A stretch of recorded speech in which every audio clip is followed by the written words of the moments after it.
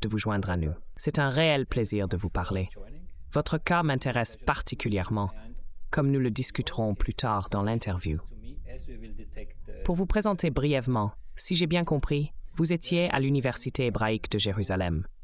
Vous êtes maintenant à la retraite, mais vous êtes actuellement au collège académique David Yellen à Jérusalem. Oui, mais j'ai depuis quitté ce poste. Je voulais vous demander cela parce que, si je ne me trompe pas, il y a un peu de controverse, n'est-ce pas? Pourriez-vous, s'il vous plaît, élaborer?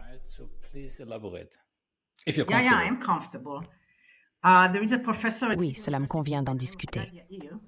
Il y a un professeur à l'université hébraïque nommé Gad Yair qui publie fréquemment des vidéos. Après le 7 octobre, il a posté 2 vidéos. Une vidéo affirmait que le Hamas est exactement comme les nazis et l'autre appelait à une seconde Nakba.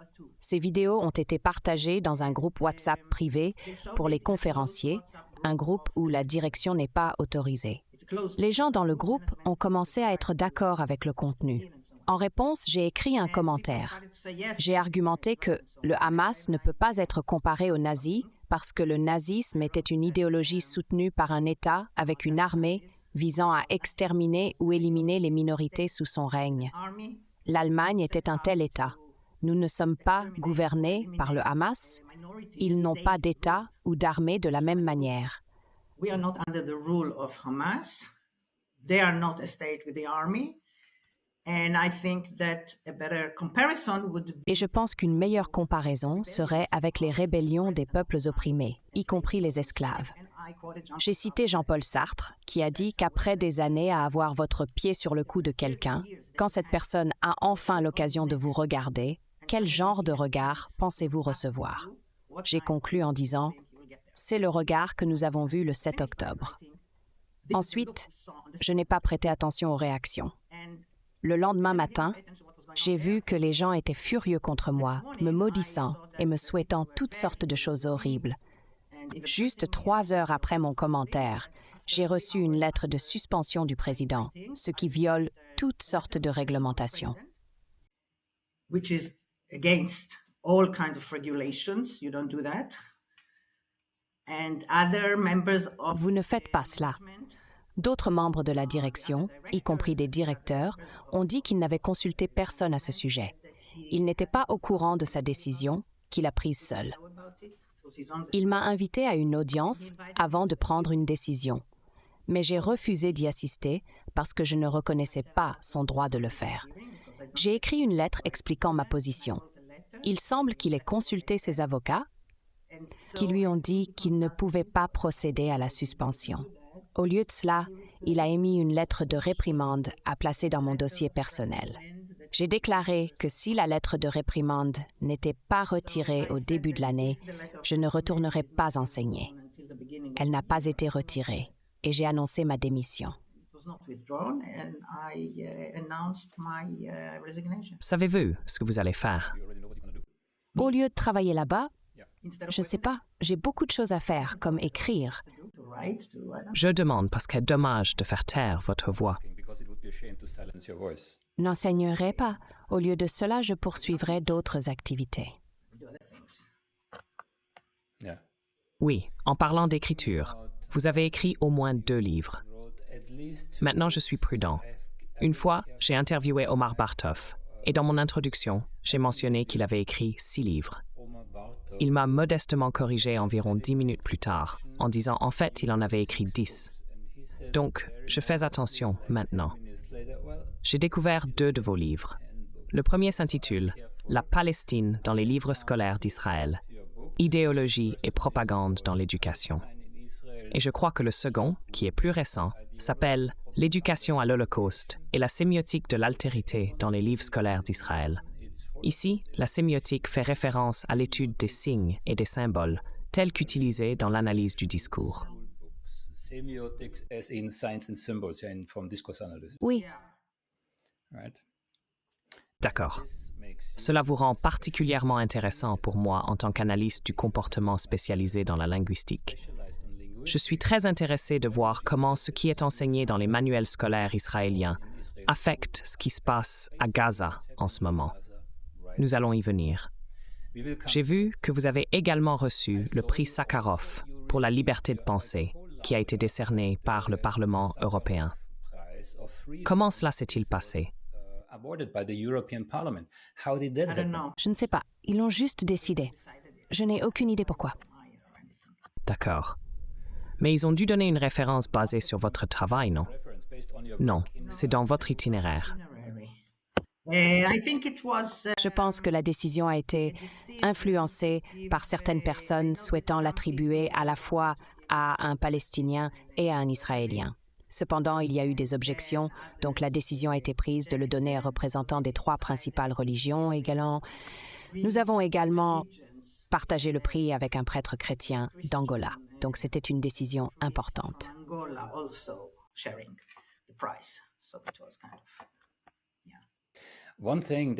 Une chose que j'aime faire, ce qui peut sembler un peu contradictoire, est de consulter Wikipédia et ChatGPT.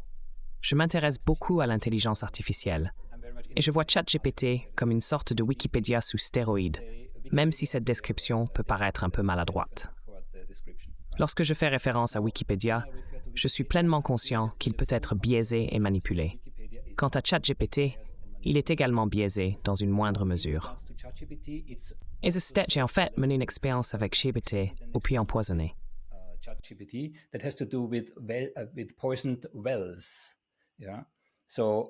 Alors, j'ai guidé ChatGPT dans ce que nous avons appelé l'entonnoir de vérité, jusqu'à ce qu'à la fin, il n'ait d'autre choix que d'admettre que cela s'était réellement passé. Mais cela m'a pris 20 minutes. Donc, je dis cela parce que je sais que les 2 plateformes sont biaisées. Pour moi, Wikipédia sert de critère. Plus les critiques sur Wikipédia sont négatives, plus la personne m'intéresse. Maintenant, dans votre cas, j'ai trouvé quelques déclarations listées sur Wikipédia. Je ne sais pas si elles sont vraies, mais vous pouvez me le dire. La partie intéressante, c'est qu'elles sont là sans aucun commentaire. C'est différent avec votre frère, par exemple. Donc, j'ai 1 ou 2 déclarations et je vous laisserai commenter dans un moment. Et je fais cela, et peut-être que je devrais contextualiser cela.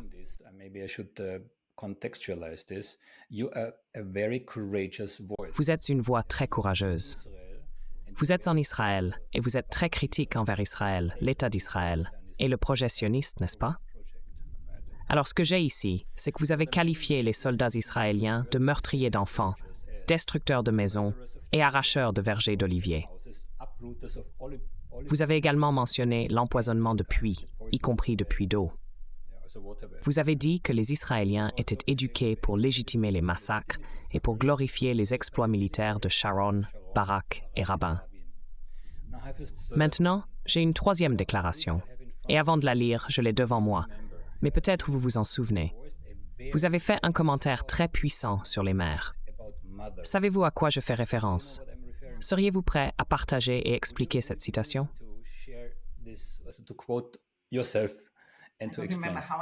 Je ne me souviens pas des mots exacts, mais avant tout, je n'ai jamais dit que c'était des meurtriers d'enfants. Je veux dire, ces citations ne sont pas des citations directes, ce sont des paraphrases. Oui. Dois-je lire ce qui est écrit ici et ensuite vous pourrez commenter? Peut-être que c'est plus facile. Oui, vous pouvez lire. D'accord. Donc encore une fois, c'est sur Wikipédia. Je ne cautionne pas du tout sa crédibilité. Mais apparemment, il est dit que vous avez affirmé que les mères israéliennes ne sont rien d'autre que des golems qui se sont retournés contre leur créateur et sont plus terribles et cruels que ceux qui dédient leur ventre à leur État paria et à l'armée d'occupation. Non, j'ai jamais dit quelque chose comme ça. C'est pas du tout moi. D'accord, je comprends. S'il vous plaît, soyez se développer.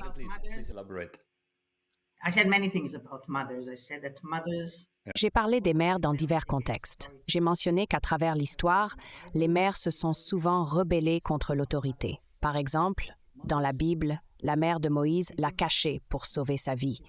Et il y a d'autres instances où les mères ont défié l'autorité. J'ai fait référence à un philosophe qui a noté que les mères sont des pionnières dans la résistance à l'oppression.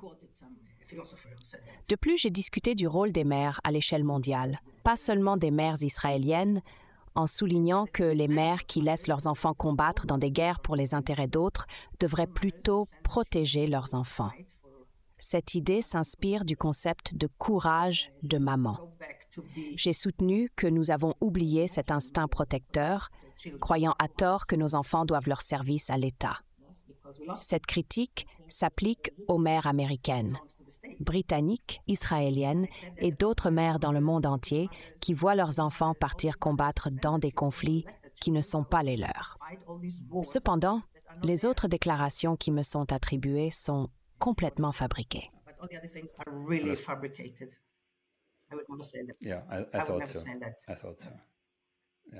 Oui, je le pensais. Maintenant, avant de continuer, j'aimerais un peu approfondir l'histoire de votre famille, si cela vous convient. Peut-être en commençant par votre grand-père et votre père. C'est un aspect que j'ai négligé lorsque j'ai interviewé votre frère. Alors, seriez-vous prêt à élaborer? Parce que vous n'êtes pas juste un universitaire israélien ordinaire, pour ainsi dire. Votre famille a des racines profondes dans l'histoire même de la fondation d'Israël. Souhaiterais-tu élaborer? Yeah, my grandparents were Zionists, what was called pioneers. Oui, mes grands-parents étaient des sionistes, souvent décrits comme des pionniers. Du côté de mon père, ils étaient des travailleurs socialistes, voire des communistes. Ils vivaient dans une communauté où tout était partagé, semblable à un kibboutz au début, puis ils ont réellement rejoint un kibboutz. Ma grand-mère était très fière de ses contributions, comme la construction de routes. Mes grands-parents, du côté de ma mère, étaient tous les deux médecins. Lui était plus un politicien, et je ne pense pas qu'il ait pratiqué la médecine en Israël, mais il était à la tête du ministère de la Santé dans le gouvernement pré-israélien. Elle était dermatologue et a travaillé à Hadassah pendant 10 ans sans salaire. Je crois qu'elle a traité la moitié du Moyen-Orient pour des maladies vénériennes, des traumatismes, des maladies des yeux et d'autres conditions, y compris la lèpre. Elle était une pionnière dans la recherche sur la lèpre, parce qu'elle soutenait que la lèpre n'est pas contagieuse.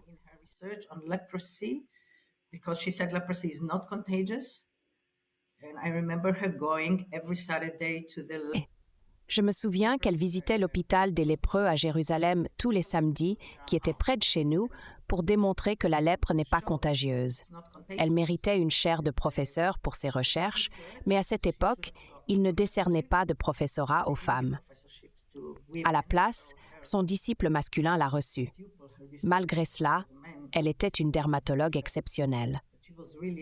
Mon mari avait une maladie de peau rare il y a environ 30 ans et personne ne pouvait trouver de remède.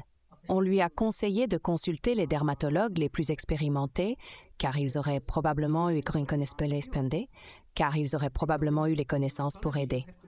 Il a vu un médecin qui avait 91 ans, qui lui a dit que si sa professeure, ma grand-mère, avait été là, elle l'aurait guéri. Ma grand-mère était vraiment une pionnière et une médecin remarquable.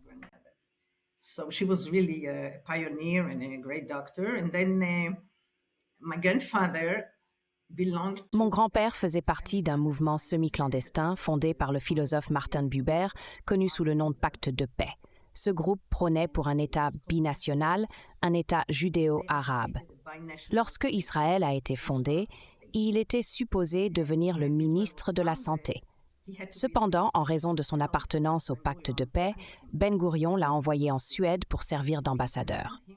Il a passé le reste de sa vie là-bas, tombant malade et finissant par décéder.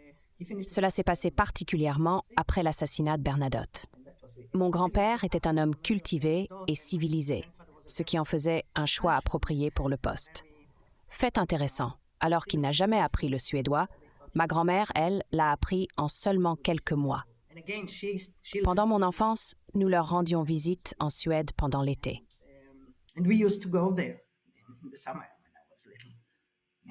Mais il était co-signataire, tout comme ils l'étaient tous. Tous les membres du gouvernement pré-étatique ont signé cette déclaration et il était l'un d'entre eux. D'accord, c'était vos grands-parents. Et maintenant, passons à vos parents. Mon père avait 16 ans quand il a quitté l'école pour rejoindre la Haganah et le Palmach. Il a quitté le Palmach quelques mois avant qu'il ne soit démantelé, en disant « Nous avons fait notre travail, c'est terminé ». Ensuite, il est allé étudier le droit à Cambridge. Cependant, lorsque la guerre d'indépendance, la guerre de 48, a éclaté, il est revenu et a poursuivi une carrière militaire, prenant sa retraite finalement en tant que général. Malgré ses réalisations, il était toujours très critique sur divers sujets.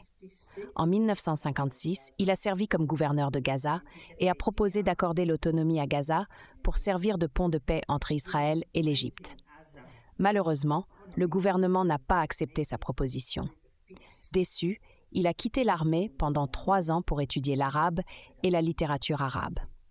Il croyait que pour atteindre la paix, il était crucial de comprendre le peuple.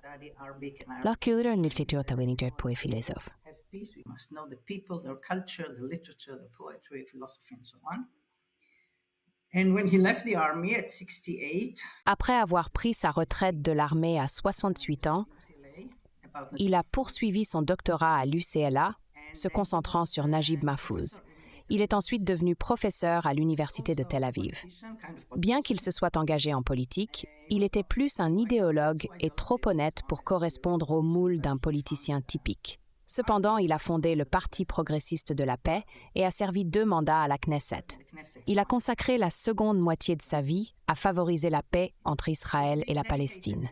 Notamment, il a été le premier personnage éminent à se rendre à Tunis, déguisé en femme, pour initier des pourparlers avec Arafat. Il a entrepris cette mission avec son ami palestinien, Issam Sartawi, qui a plus tard été assassiné à cause de cette amitié.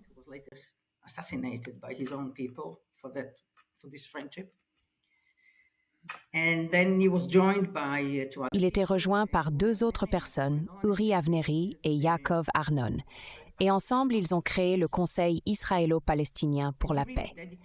Il a consacré tout son temps et sa vie à cette cause. En conséquence, il a perdu tous ses amis et sa vie, ainsi que la nôtre et celle des enfants, étaient menacées. C'était très difficile. Cependant, c'était un homme très honnête et pragmatique. Il croyait que parvenir à la paix avec la Palestine et établir 2 États était la bonne chose à faire pour Israël.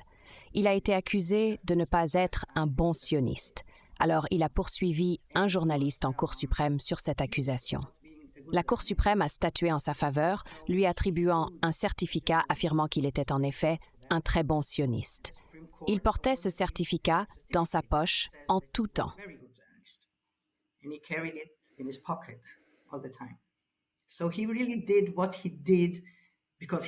Il croyait vraiment que ce qu'il faisait était dans le meilleur intérêt d'Israël et de la région.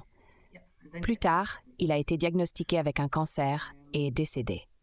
Après les accords d'Oslo, lui et Edward Said les ont critiqués indépendamment. Juste 3 jours après Oslo, il a publié un article intitulé « Requiem pour Oslo », soulignant ses défauts et tromperies. Dans sa dernière interview, que je crois était avec Maariv, le titre disait « Rabin ne veut pas vraiment la paix ». Malgré leur amitié proche, qui persistait lors de ses voyages à Tunis et son implication dans les efforts de paix, Rabin, qui était tenu informé, est devenu très contrarié. Pourtant, même lorsqu'il est tombé malade, Rabin ne lui a jamais rendu visite.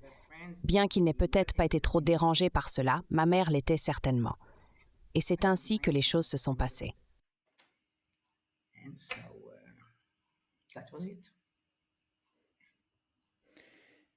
Pour résumer, si j'ai bien compris, votre père était général dans l'armée israélienne pendant la guerre de 1967. Après la guerre, il croyait qu'ayant gagné, il était désormais essentiel d'atteindre la paix. J'ai ici une déclaration qui semble presque prophétique. Il a dit que sans une solution à 2 États, il y aurait du terrorisme, du fascisme, et cela conduirait à la fin d'Israël.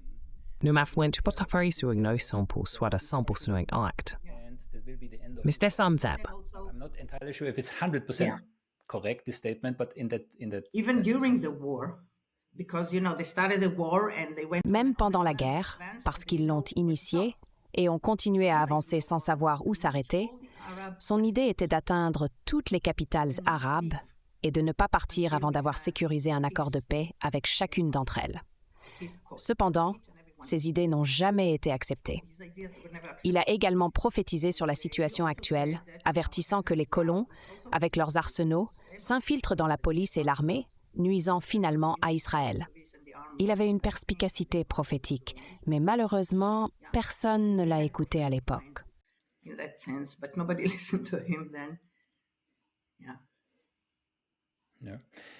Oui, parce que vous avez mentionné Bernadotte.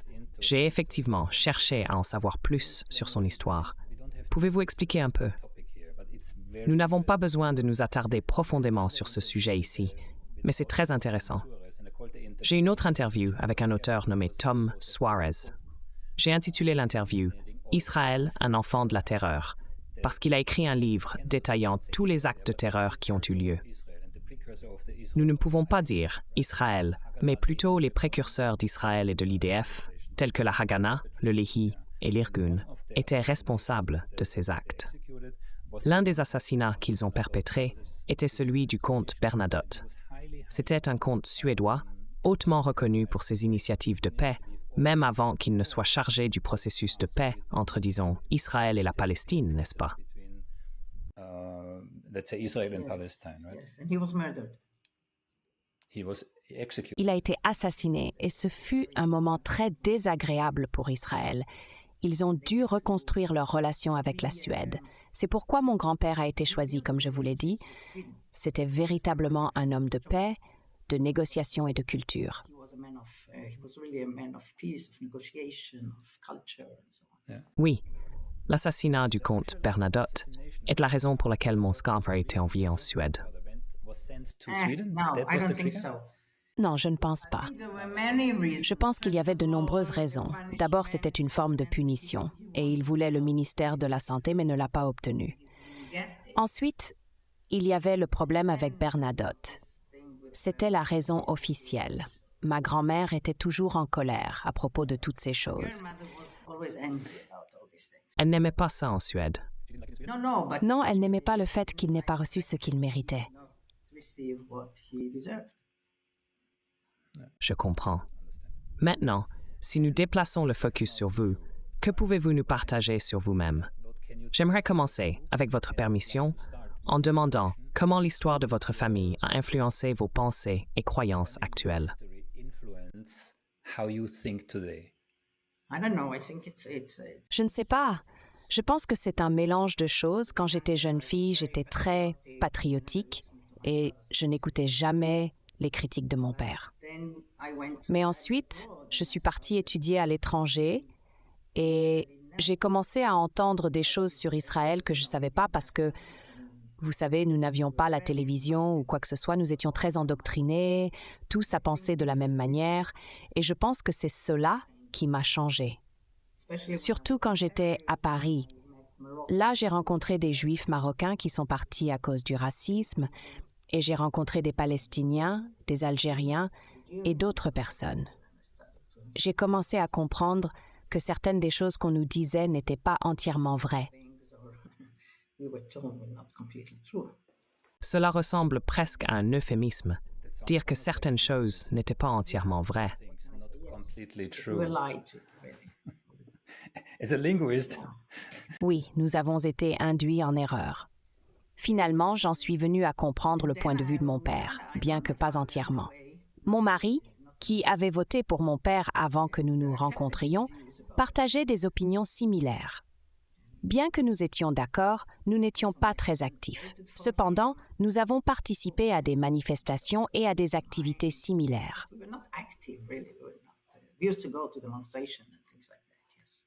how was it for you? I mean, I know the Ça n'a pas dû être facile pour toi de grandir dans une société sioniste avec un père qui était ouvertement contre le projet, surtout en considérant le point de vue de ton frère. a father who was openly against the project. Non, comme je vous l'ai dit, il pensait être le meilleur sioniste. Il avait même un certificat pour le prouver. He had a certificate. Yeah, but Mais le reste de la société israélienne ne l'a probablement même pas apprécié. appreciate his views, right? That's Oui, c'était très effrayant, mais nous savions qu'il faisait la bonne chose. Doing the right thing. what brought you Qu'est-ce qui vous a conduit à vous intéresser à la linguistique, à l'analyse du discours et spécifiquement à enquêter sur les manuels scolaires.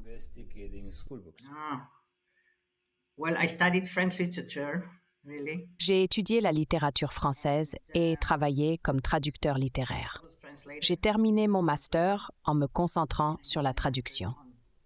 Lorsque j'ai décidé de poursuivre mon doctorat, mon professeur m'a conseillé qu'il y avait déjà de nombreux doctorats en traduction, mais m'a présenté un nouveau domaine qu'elle croyait que j'apprécierais, surtout parce que j'avais de jeunes enfants.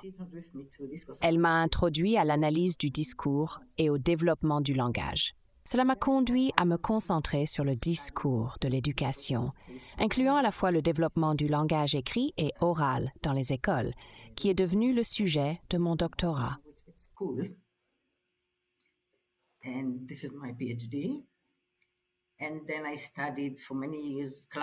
J'ai étudié le discours en classe pendant de nombreuses années et j'ai rencontré du racisme, en particulier envers les enfants éthiopiens, sur lequel j'ai écrit. L'accès aux écoles est alors devenu très difficile. J'ai fait partie d'un projet dans une petite ville défavorisée. Là, j'ai découvert que les élèves ne pouvaient pas comprendre un merveilleux projet scientifique, même s'ils connaissaient tous les mots. Cela m'a conduit à explorer le discours de la science, en me plongeant dans le travail de chercheurs comme Halliday, Kress et Van Leeuwen.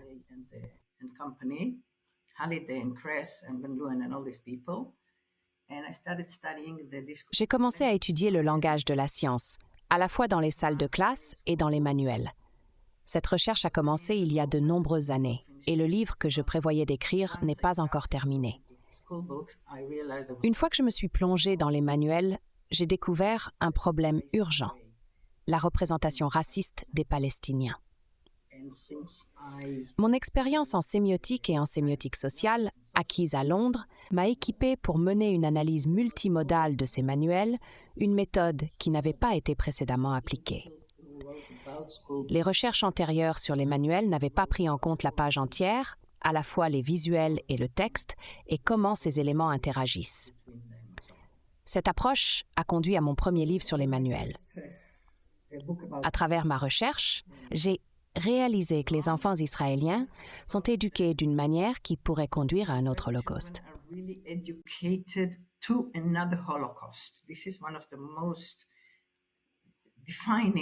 Ceci est l'un des facteurs les plus déterminants de l'identité israélienne, l'Holocauste.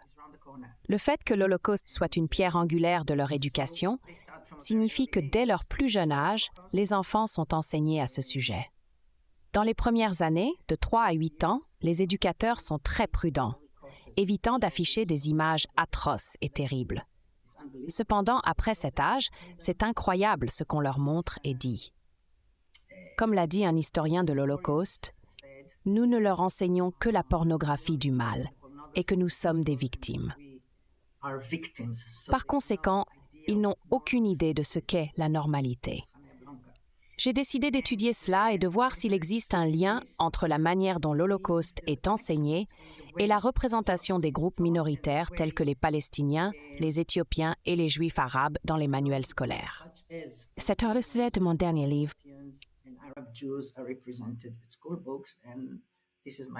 D'accord. Bien sûr, j'ai couvert tous les aspects du discours sur l'éducation. Pouvez-vous nous donner quelques exemples, à la fois sur les aspects verbaux, linguistiques et sémiotiques?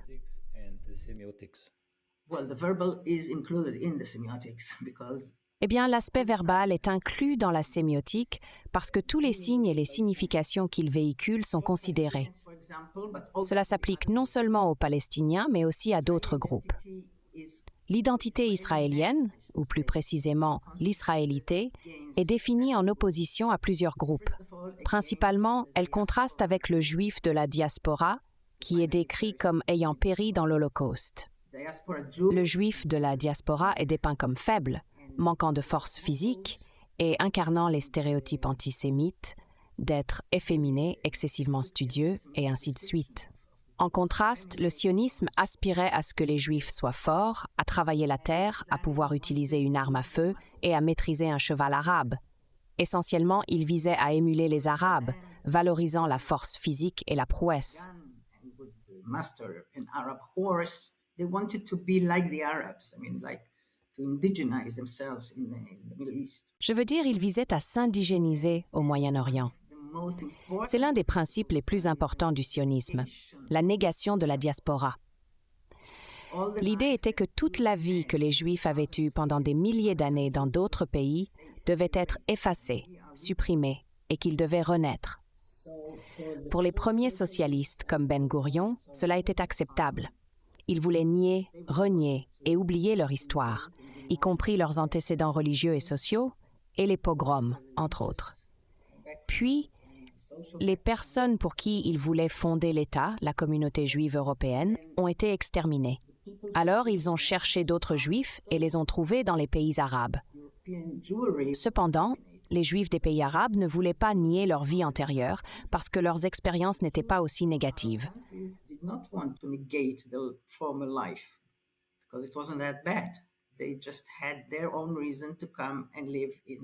Ils avaient leurs raisons de venir vivre dans le pays d'Israël, principalement religieuses, mais aussi pour des raisons sionistes. Ils ont été forcés d'abandonner leur langue, leurs coutumes, leurs pratiques religieuses, leur culture et leur musique.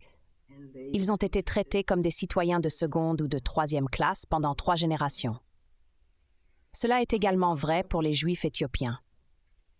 L'éducation, surtout après l'échec de 1973, a conduit de nombreux jeunes à se demander s'ils voulaient rester dans un pays où le risque de mort était constant et la vie semblait manquer de valeur. En réponse, le ministère de l'Éducation a cherché des moyens de les encourager à rester et de les convaincre de la nécessité de sacrifier leur vie pour l'État.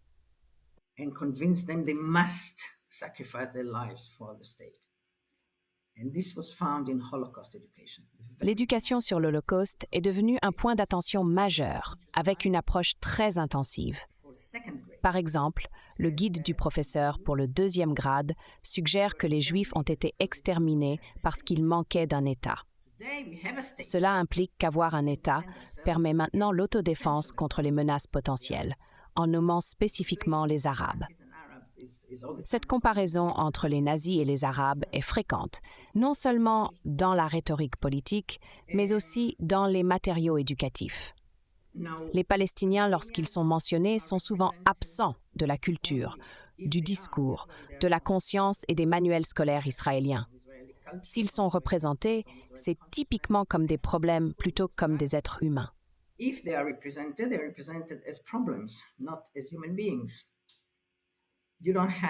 Dans les manuels scolaires israéliens, il y a des centaines de livres couvrant divers sujets et les enseignants ont la liberté de choisir ceux à utiliser. Cependant, aucun de ces livres ne contient une seule photographie qui dépeint une personne arabe comme un être humain comme nous. Au lieu de cela, ce que vous trouvez, ce sont des caricatures racistes représentant les Arabes comme des figures sorties de contes comme Ali Baba, avec un chameau, ou comme des réfugiés, des agriculteurs primitifs et des terroristes. C'est ainsi que les Palestiniens sont représentés. De même, les minorités juives qui font face à la discrimination, telles que les Juifs arabes et les Éthiopiens, sont dépeintes comme des groupes homogènes plutôt que comme des individus avec des rôles et professions divers. Par exemple, vous ne voyez jamais un docteur éthiopien représenté. Ils sont présentés presque comme s'ils appartenaient à une seule race, sans identité visuelle.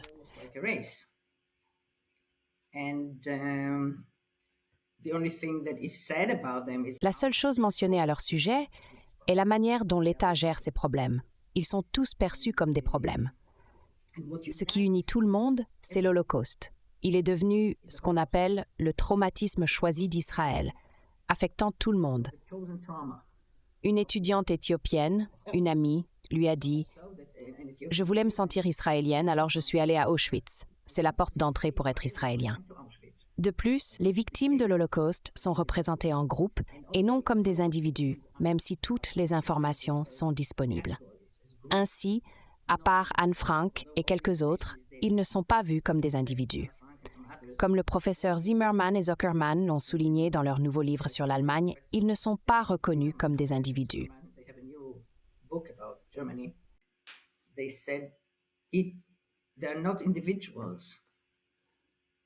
Ils sont devenus les 6 millions, transformés en symboles de menace. Les livres les dépeignent comme des exemples de juifs auxquels nous ne voulons pas revenir. Ce récit est utilisé pour justifier des actions contre les Palestiniens et d'autres. Ben Gourion a exprimé sa honte pour ces juifs parce qu'ils n'ont pas résisté, se distançant de ce groupe. Initialement, les discussions se concentraient uniquement sur des actes d'héroïsme, tels que le soulèvement de Varsovie. Avec le temps, le récit s'est élargi pour reconnaître que survivre au jour le jour dans de telles conditions était également une forme d'héroïsme. Cependant, le sentiment sous-jacent restait que seule une forme d'héroïsme rendait ces individus dignes de mention.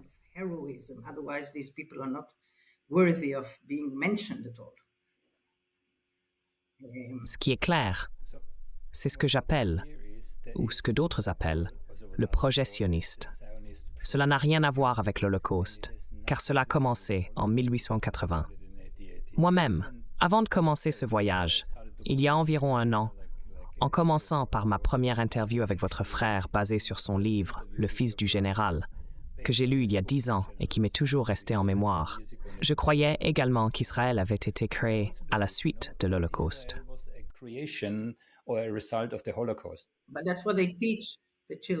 Mais c'est ce qu'on enseigne aux gens, surtout aux enfants, qu'Israël est une alternative à l'Holocauste. Et c'est tout. Alors, comme je vous l'ai dit, les historiens et les éducateurs de l'Holocauste sont très opposés à cette notion. Ils soutiennent qu'Israël n'est pas une alternative à l'Holocauste. Ils soulignent que les étudiants n'apprennent rien d'autre, surtout pas sur la vie des Juifs, avant qu'ils ne viennent en Israël ou avant qu'ils ne soient exterminés. Ils apprennent beaucoup sur l'extermination par les Allemands, mais ils n'apprennent pas sur la vie des personnes avant qu'elles ne soient anéanties. En conséquence, il devient difficile de les pleurer en tant qu'individus.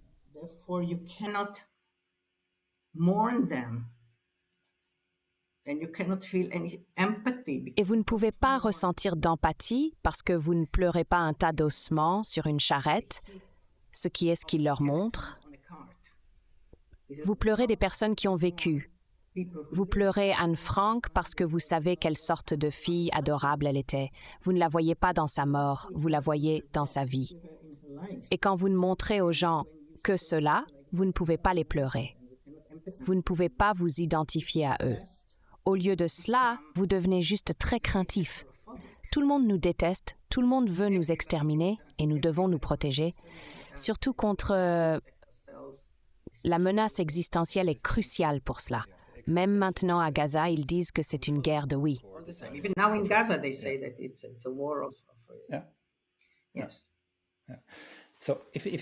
Alors, si nous nous tournons maintenant vers vos livres et leur relation avec ce sujet, nous parlons d'endoctrinement dès le plus jeune âge. Plus tard, cela se confond avec la propagande. Mais où est le lien direct entre cet endoctrinement précoce et ce qui se passe littéralement en ce moment à Gaza? Again, literally what's going on right now in Gaza. Well, let's not simplify, hein? Eh bien, ne simplifions pas trop.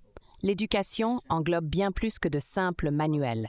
Elle inclut la culture, les mouvements de jeunesse, la politique, la religion, et ainsi de suite.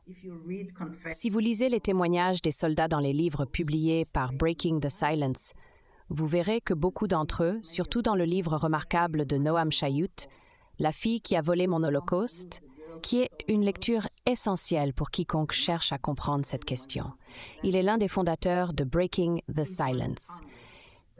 Ils disent souvent qu'ils ont été éduqués à croire que tout ce qu'ils font aux Palestiniens nous sauvera d'un autre Holocauste.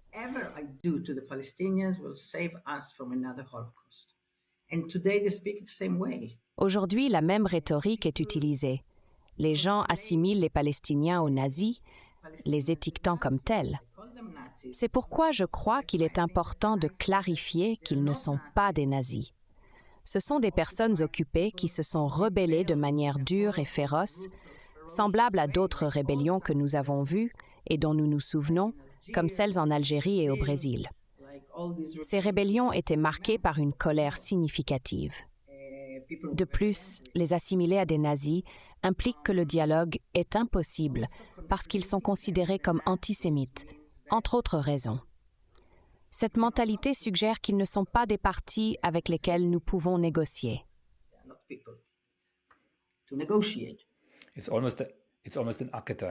Il est presque devenu un archétype, profondément ancré dans l'inconscient. Juste après le 7 octobre, il y a eu une tentative d'assimiler le Hamas à l'ISIS. Cependant, il est rapidement devenu évident que cette comparaison n'était pas aussi puissante que celle du Hamas avec les nazis. En seulement 2 ou 3 jours, j'ai clairement observé un changement de la comparaison initiale à celle où le Hamas était assimilé aux nazis.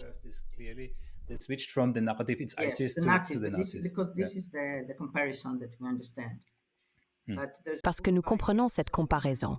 Mais il y a un livre du professeur Zuckerman sur la guerre du Golfe, intitulé « Holocauste dans la chambre scellée ».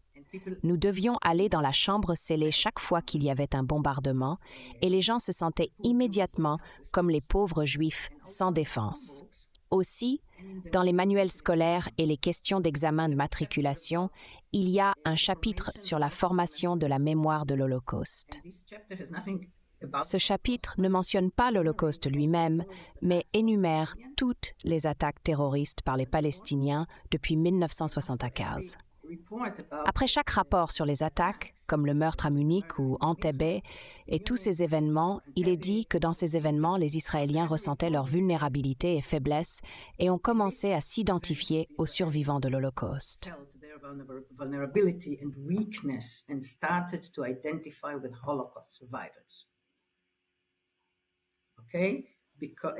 La représentation des attaques terroristes palestiniennes comme des crimes antisémites odieux élimine le contexte. Oui, ce sont des crimes, mais ils se produisent dans un contexte plus large qui est souvent non divulgué. Seules les actions sont mises en avant. Après chaque attaque, les Israéliens sont rappelés de leur vulnérabilité et faiblesse face à leurs ennemis. Cela a façonné le souvenir de l'Holocauste. Par conséquent, il existe une connaissance limitée sur la Palestine et la diaspora juive. L'histoire de la Palestine n'est pas incluse dans le programme scolaire.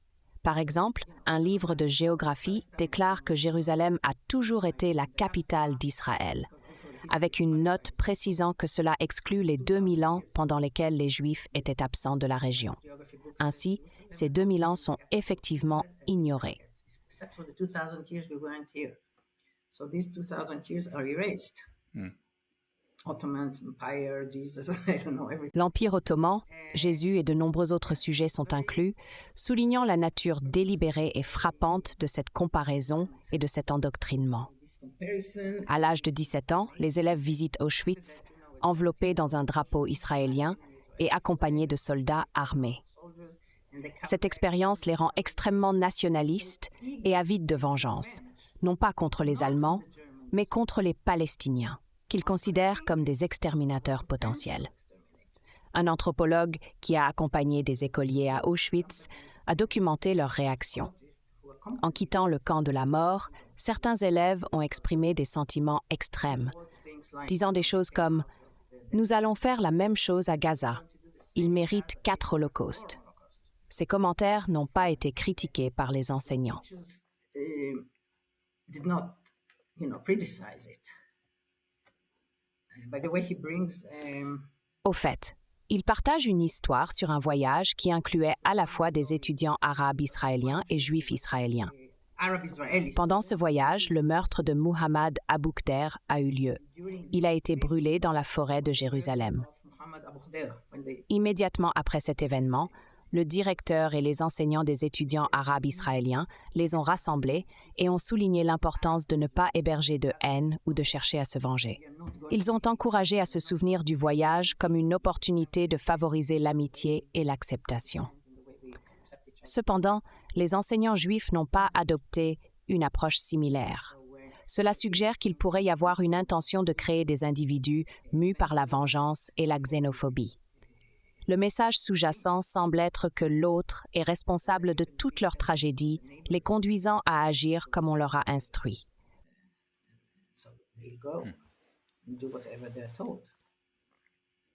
Je tente d'établir un lien entre le contenu que vous avez découvert dans les livres et ce qui se passe actuellement à Gaza. ainsi que le langage génocidaire utilisé par les politiciens israéliens. Alors comment pouvons-nous aborder au mieux cette question? So how can we address this best? I don't think there is a direct link. You cannot find direct links with anything. Je ne pense pas qu'il y ait un lien direct. Vous ne pouvez pas trouver de lien direct avec quoi que ce soit. Cela fait partie de l'éducation. Selon le professeur Kress, les manuels scolaires sont une ponctuation de la sémiotique. Ils cristallisent le sens donné à la réalité à un certain moment.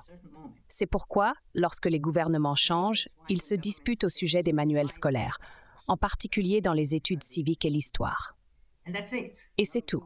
Dans 2 ans, ce sera autre chose. Ainsi, cette ponctuation de la sémiotique, comme mettre un point final et vous donner le sens qui est fait maintenant, reflète cela.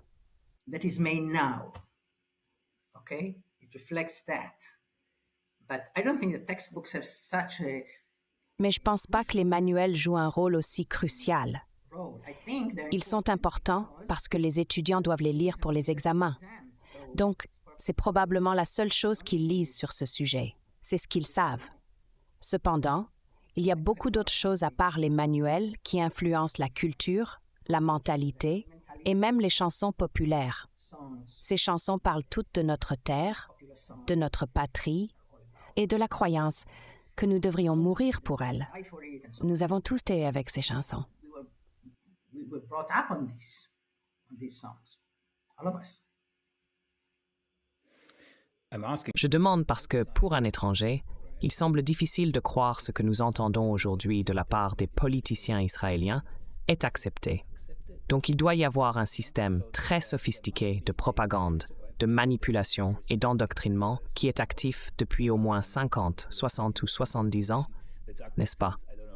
Comme vous l'avez dit, il y a tout un pot pourri d'éléments qui contribuent à cela. Donc, là où je veux en venir, c'est que je sais que les gens ont beaucoup moins de contrôle sur ce qu'ils disent qu'ils ne le pensent. much less control over what they're saying than they think. And on the flip side, people D'un autre côté, les gens sous-estiment généralement le pouvoir des mots, surtout lorsqu'ils véhiculent des images qui atteignent le subconscient. Je voulais voir si votre recherche a trouvé une forte corrélation entre ces éléments et les événements actuels. Je fais référence aux images que nous voyons maintenant, comme le nombre écrasant d'enfants morts, qui sont justifiés par un langage génocidaire. Par exemple, Herzog a dit « Il n'y a pas de Palestiniens innocents. Tout le monde là-bas mérite de mourir. » Des déclarations comme celle-ci sont préoccupantes. like everybody there deserves to die. This kind of things. Well, right? the government today is the far Le gouvernement aujourd'hui est extrêmement de droite. Ce sont les colons, les gens contre lesquels mon père nous avait mis en garde. education. En ce qui concerne leur éducation, je ne crois pas que les livres que j'ai étudiés occupent une place importante dans leur programme. Je ne suis pas sûre en ce qui concerne l'aspect linguistique. Language. No, the Sémiotique. texts that I studies are the mainstream Les manuels que j'étudie sont ceux approuvés pour les écoles laïques. Ce ne sont pas les matériels enseignés dans les colonies. It's not what they learn in the settlements. Okay?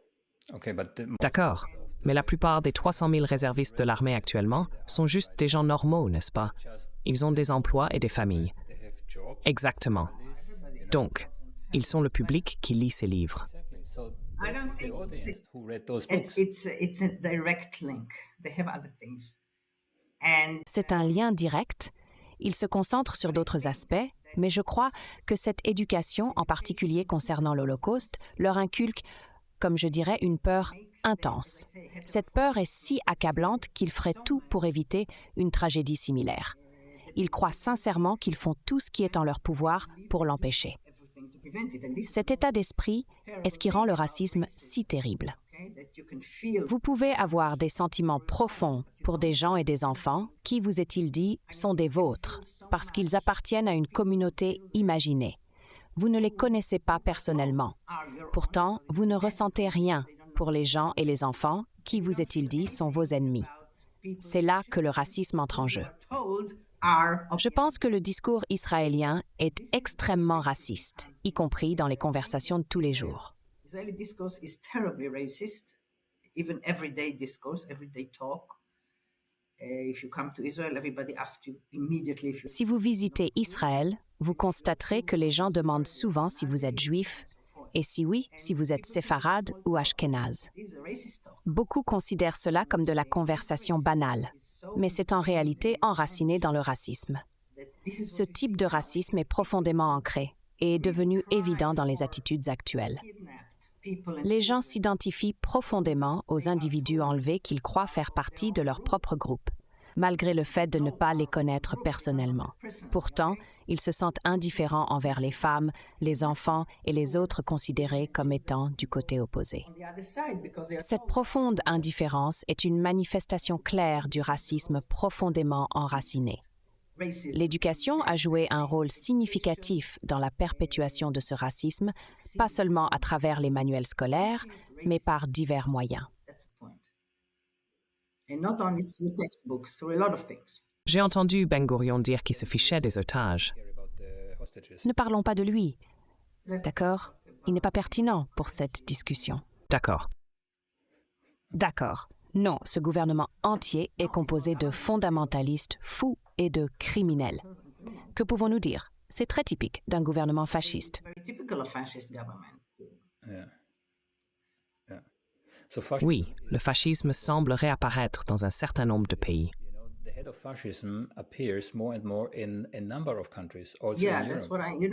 Ouais, c'est à ça que je pensais tout le temps quand nous parlions. Je pensais aux soldats américains en Irak qui ont commis des atrocités à des milliers de kilomètres de chez eux. Et ils croient également qu'ils sauvent l'Amérique. Comment est-ce que vous endoctrinez les gens pour faire ça, tu sais? Il ne s'agissait pas de voisins. 75% des soldats américains en Irak croyaient que Saddam Hussein était impliqué dans le 11 septembre. Certains d'entre eux, comme je l'ai découvert lors de l'un de mes entretiens, avaient même gravé des images des tours jumelles et du Pentagone sur leur casque. C'est un exemple clair d'endoctrinement et de propagande.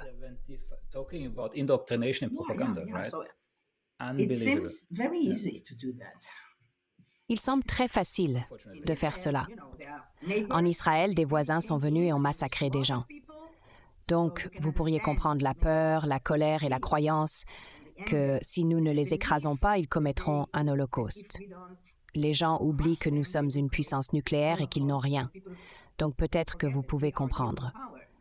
Mais les Américains allant en Afghanistan et en Irak, qu'ont-ils perdu là-bas? C'était basé sur ce mensonge.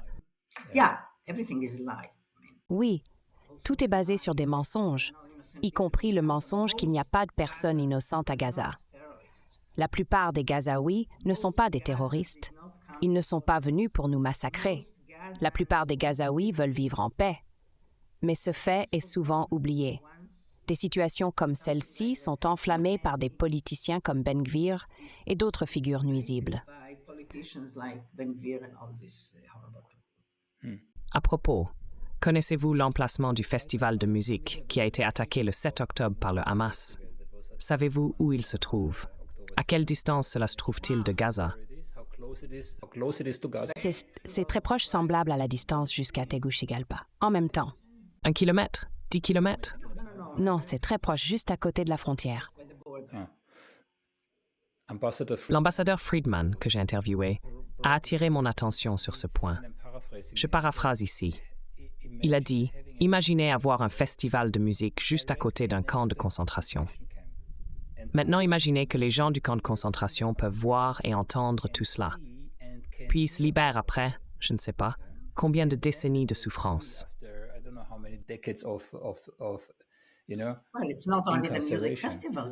Eh bien, ce n'est pas seulement à propos du festival de musique. Ils n'ont pas eu d'eau potable depuis plus d'une décennie. Et ils voient les arroseurs arroser l'herbe et remplir les piscines dans les kibbutzim.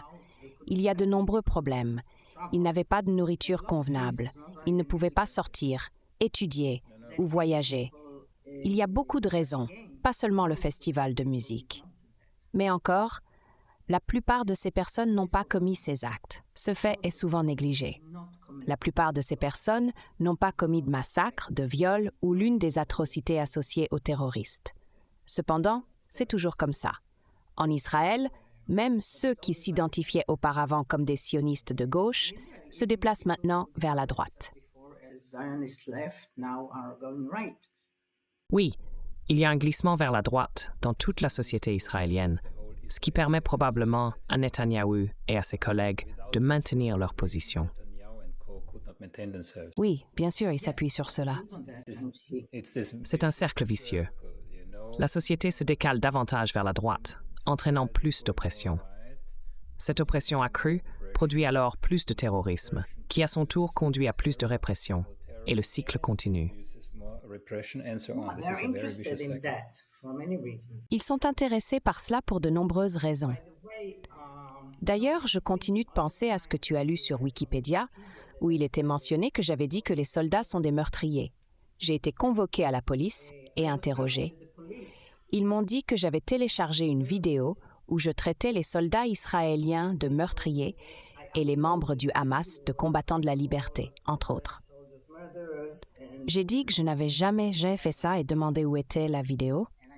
Ils ont dit que la vidéo avait disparu, mais que des gens l'avaient vue.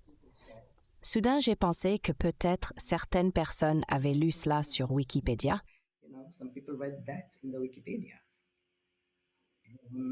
J'ai interviewé un bon nombre d'autres scientifiques, par exemple le docteur Daniel Ganza et Roy McGovern, qui est surnommé l'avocat du Hamas. Ils disent tous la même chose. Wikipédia est utilisé pour les diffamer. Les mécanismes derrière cela sont connus et font actuellement l'objet d'une enquête par des journalistes.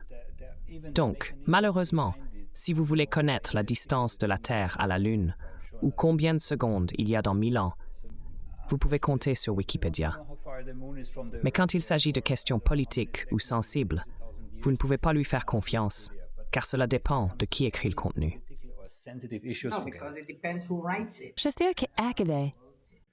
Exactement. Les modérateurs font partie d'un système très sophistiqué. Mais aujourd'hui, les gens sont licenciés pour un seul mot. Et vous êtes convoqué à la police parce que quelqu'un a dit quelque chose à propos de quelque chose. J'ai été réellement surpris. Je me suis demandé pendant longtemps comment quelqu'un d'aussi franc que vous peut continuer à enseigner en Israël. Comment cela a-t-il été possible jusqu'à maintenant?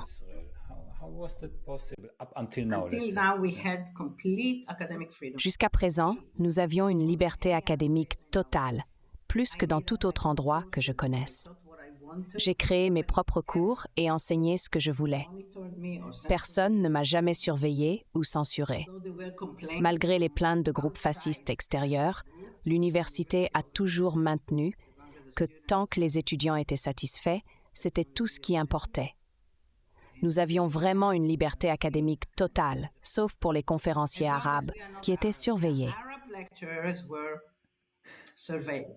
Oui, mais Ilan Pappe n'est pas un conférencier arabe, et il a été renvoyé de son poste. Il n'a pas été expulsé.